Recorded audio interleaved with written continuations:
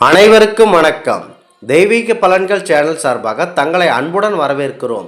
இன்றைய காணொளியில் நாம் காண விரும்புவது ஆவணி மாதம் தேய்பிறை சஷ்டி பலன்களை பற்றி இந்த காணொளியில் விரிவாக காணலாம்.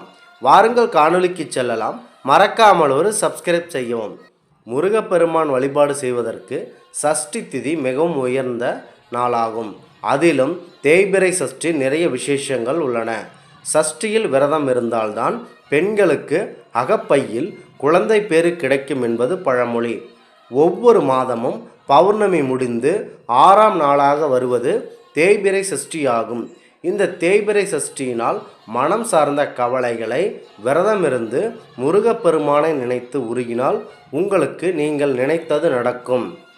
அது என்னென்ன கஷ்டங்கள் என்றால் குழந்தை பேறு, திருமணத்தேறு போன்றவை முக்கியமாக பார்க்கப்படுகிறது.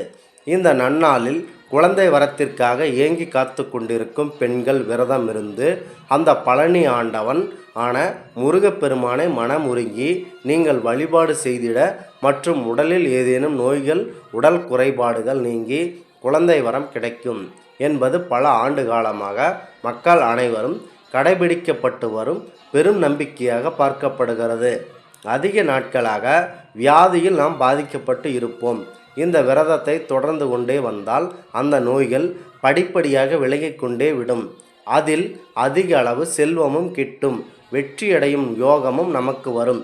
இந்த ஆவணி மாத தேய்பிறை சஷ்டியில் நீங்கள் அதிகாலையில் எழுந்து குளித்து முடித்துவிட்டு புனிதமாக நீராடி உங்கள் உடம்பையும் சுத்தம் செய்து கொண்டு பூஜை அறையை நன்கு சுத்தம் செய்து கொள்ள வேண்டும். முருகப்படம் வைத்திருந்தாலும் முருகன் விக்கிரகம் வைத்து இருந்தாலும் தீபத்தை காண்பிக்க வேண்டும். மற்றும் மாம்பழம், பால் போன்றவை பால் வகை பொருட்களை நீங்கள் நிவேதனமாக படைக்கலாம். மேலும் உங்கள் வீட்டில் குழந்தைகள் எவரேனும் விழுந்தால் கந்தசஷ்டி கவசம், கந்தகுரு கவசம், கந்தர் அனுபூதி போன்ற பாடல்களை நீங்கள் படிக்கச் சொல்ல வேண்டும். மேலும் நமக்காக பணி காரணமாக வேலைக்கு வெளியில் செல்பவராக இருந்தால் உடல் வேலை செய்து கொண்டிருந்தாலும் மனதளவில் ஓம் முருகா ஓம் முருகா என்று மனதில் உருகி கொண்டே இருக்க வேண்டும்.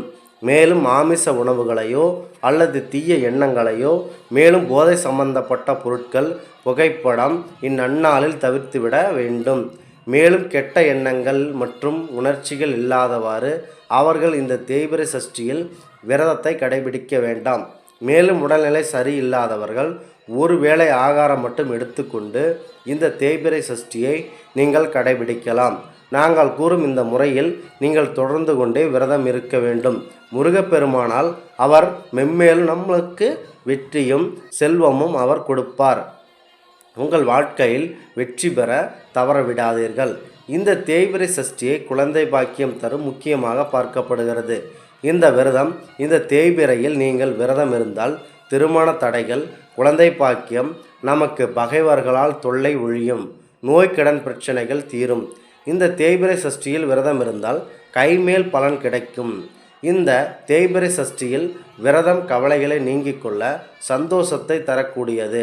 மென்மேலும் இந்த தேய்பிறை சஷ்டியினால் கைமேல் பலன் தரக்கூடியதாக காய்ந்த பாலையும் அவளையும் நீங்கள் அதிக அளவில் உட்கொள்ள வேண்டும். வேக வைக்காத காய்கறிகளை சாப்பிட்டு வாருங்கள். காலை மாலை என 2 வேளைகளிலும் கந்தசஷ்டி கவசம் நீங்கள் படித்து வர வேண்டும். முருகப்பெருமானின் அருள் உங்களுக்கு வந்து சேரும். சிலர் இந்த கந்தசஷ்டி நாளில் கோவில்களில் சென்று விரதம் இருப்பார்கள். சிலர் தங்கள் வீடுகளிலேயே விரதம் இருப்பார்கள். இந்த தேய்பிறை சஷ்டியில் முக்கியமாக நீங்கள் குழந்தை வரம் வேண்டி முருகப்பெருமானை நினைத்து விரதம் இருந்தால் உங்களுக்கு அழகான அந்த முருகனைப் போல ஆண் குழந்தை பிறக்கும் என்பது இந்த தேய்பிறை சஷ்டியின் நோக்கமாகும். இந்த ஆன்மீக தகவலை உங்களுக்கு பகிர்ந்தமைக்கு தெய்வீக பலன்கள் சேனல் சார்பாக நாங்கள் மிகுந்த பெருமை கொள்கிறோம். மீண்டும் ஒரு நல்லதொரு காணொளியில் உங்களை சந்திக்கிறோம். நன்றி, வணக்கம்.